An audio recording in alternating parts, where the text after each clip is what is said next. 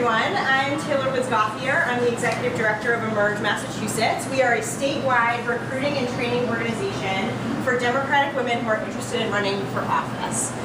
So I always have to do a little context when I do this presentation because there's such a wide range of perception around how many women are actually in office. So I usually do this fun quiz.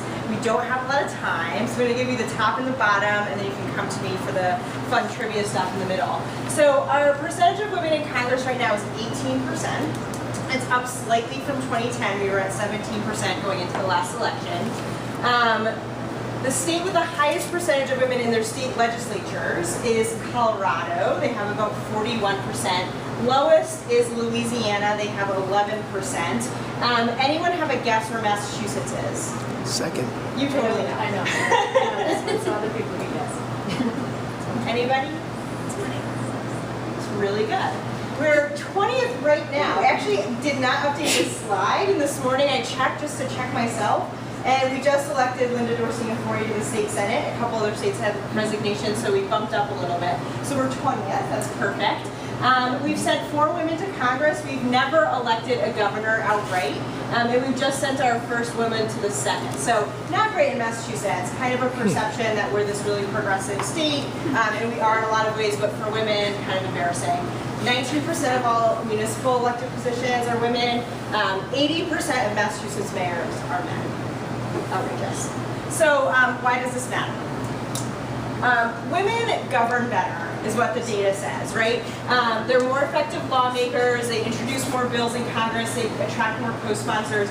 Part of this we think is a Jackie Robinson effect, right? So the women have to be so much better just to get there to begin with, that they govern better when they're there. But it's also part of how they govern. They bring a different perspective, right? So if you Google like all male bill signing, you'll be surprised by how many images come up. This is John Kasich of Ohio signing a fetal heart rate bill, fetal heartbeat bill.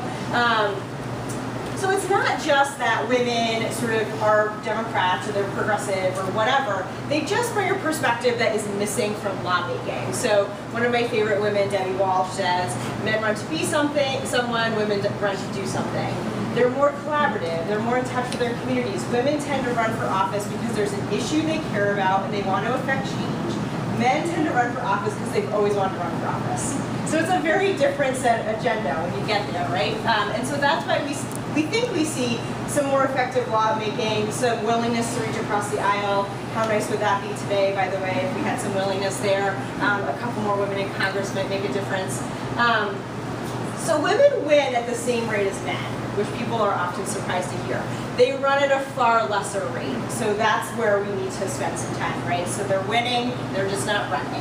Why not? They're not as willing to endure the rigors of a campaign. They need to be recruited. The average woman needs to be asked 6 times before she'll consider running for office. They often are still having this work-life balance thing that who wants to add a campaign on top of. They don't think they're qualified. They don't see their natural professional accomplishments as being analogous to running for office. And they don't perceive a fair political environment. They don't want to go through the media scrutiny. They don't want to put their kids through the media scrutiny. There's all of these things kind of coming up against them. Not to mention that women tend not to see elected office as a viable way to affect social change, which also affects how they give, by the way. So what can we do about it? We need to talk about it. And we need to talk about how few women are actually in office. We have Sarah Palin, we have Hillary Clinton, we have Michelle Obama. People think there's women everywhere. There's not. We need to tap into an infrastructure. There is one, and people are often surprised to hear that. These are some of the organizations that work on training women in addition to Emerge. And there is, wherever you are in your candidate life, somewhere that can serve you. So why would you go to Emerge? We're the highest level, most intensive political training for women in the country. We are partisan, and that makes a big difference. The women we're getting are just about to run. They need the kind of support. They need to know how to navigate the Democratic Party. They need to know which consultants are good. They need to know what voters they need to be focusing on. That's partisan work. And we're based and rooted here in Massachusetts. I'm here all year. I have candidates calling me literally every day to follow up on something they learned in training. Most trainings come from DC up into the state and then they leave. 15 seconds. Thanks. So, we work. Since our founding, we've trained over 100 women. 48 have run, 21 are currently in office, 18 on the ballot this year. We have an incredibly strong alumni network of women who are in office now supporting each other, and we support them. My final pitch.